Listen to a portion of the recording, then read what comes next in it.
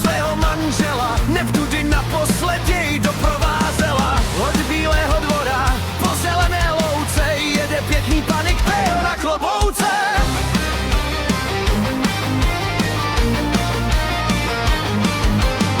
Neplač, nenaříkej, mladá hezká vdovo, škoda by tvých očí, slyš rozumné slovo. Neplač, nenaříkej, vdovo pěkná růže, a když muž ti umřel, vezmi mne za muže. Jeden den plakala, druhý ticho minul, třetího žel její pomalu zahynul. V ten vždy umrlého z mysli vypustila, než měsíc uplynul, k svatbě šaty šila.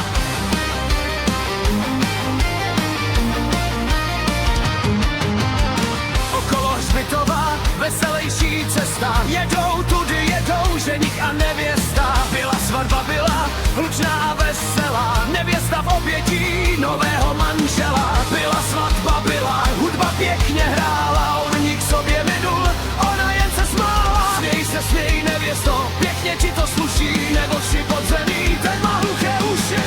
Objímej milého, netřeba se báti, rakev dosti těsná, ten se neobrátí. Líbej si je, líbej, ty žádané líce, komu s námi chala neobřivne více.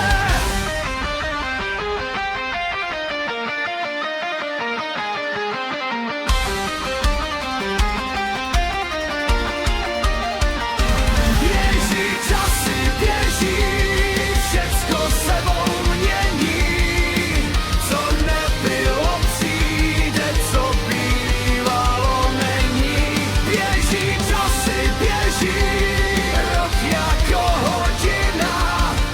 Jedno však nemizí, pevně stojí vina. 3 roky minuly, co nebožtík leží na jeho pahorku, tráva roste svěží, na pahorku tráva, u hlavy mu důbek, na dubku se dává běloučký holoubek. Se dává, přežalostně vrká, každý, kdo uslyší, srdce jemu puká. Nepuká tak jiným, jako jedné ženě, z hlavy si rve vlasy, volá uděšeně. Nehunkej, nevolej, nehuč mi tak uši, tvá píseň ukrutná probodá mi duši. Nehoukej, nežaluj, hlava se mi točí, a hned mi zahoukej a se mi rozkočí. Teče voda, teče, vlna vlnu stíhá, a mezi vlnami bílý šat se míhá. Tu vyplývá noha, tam zas ruka bledá, žena nešťastnice hrobu sobě hledá.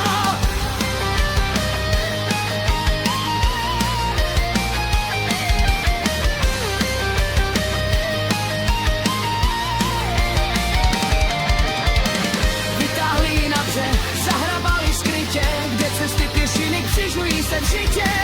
Ní žádného hrobu jí býti nemělo, jen kámen veliký tlačí její tělo. Však nelze kamenu tak těžko ležeti, jako jí na jménu spočívá prokletí.